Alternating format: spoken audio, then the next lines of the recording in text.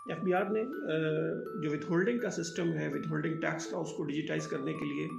Finance act 2022 में एक swaps का कॉन्सेप्ट जो है वो मुतारिफ़ कराया था 62B डेफिनेशन में, जिसके तहत ये था कि जिनको भी एफबीआर स्वैप एजेंट डिक्लेयर करेगा, वो कंपनी भी हो सकती हैं, वो कोई डॉक्यूमेंटेड सेक्टर भी हो सकता है, वो जितने भी स्वैप एजेंट्स होंगे वो सारे जो है वो एक वेब बेस्ड सिस्टम के तहत एफबीआर के साथ लिंक्ड होंगे। वो जो भी इन्वाइस करेंगे एक स्वैप एजेंट दूसरे स्वैप एजेंट को, तो वो एक डिजिटल इन्वाइस भेजेगा और इसी स्वैप सिस्टम के तहत ही वो क्लियर होगी। स्वैप बेसिकली जो है वो एक सिंक्रोनाइज्ड विथहोल्डिंग एडमिनिस्ट्रेशन पेमेंट सिस्टम का मुखफ़फ़ है। तो बेसिकली ये एक जो है वो सिंक्रोनाइज सिस्टम जो है वो मुतारफ़ कराना चाह रहे हैं। तो इसलिए रिसेंटली एफबीआर ने तकरीबन 1.5-2 साल के बाद अभी 21 मार्च 2024 को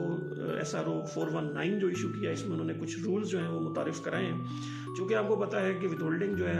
एफबीआर का मोस्ट ऑफ द 80-90% जो कलेक्शन है वो जो कि इसी से होती है, तो इसलिए एफबीआर अब इसके ऊपर ज़्यादा फोकस कर रहा है कि मैक्सिमम जो है विथहोल्डिंग का सिस्टम इसको ज़्यादा से ज़्यादा ट्रांसपेरेंट और डिजिटाइज किया जाए। इसीलिए अभी तक उन्होंने ये जो स्वैप एजेंट्स हैं, अब देखना ये होगा कि ये किसको करते हैं, कब से करते हैं। दूसरा ये होगा कि चलें जब ये इंटीग्रेट होंगे तो इनकी आपस की ट्रांजैक्शन के ऊपर तो विथहोल्डिंग होगी, लेकिन जाहिर है क्या स्वैप एजेंट सिर्फ आपस में ही ट्रांजैक्शन करेंगे, वो नॉन स्वैप एजेंट्स के साथ भी तो कर सकते हैं। सो अभी सिस्टम्स के अंदर बहुत सारे इश्यूज़ हैं, बट इन्होंने अभी जो रिसेंटली रूल्स इशू किए हैं इसके तहत उन्होंने ये कहा है कि तमाम स्वैप एजेंट्स को जब भी एफबीआर डेट नोटिफाई करेगा उसके बाद इस सिस्टम को इंटीग्रेट करना लाजमी है।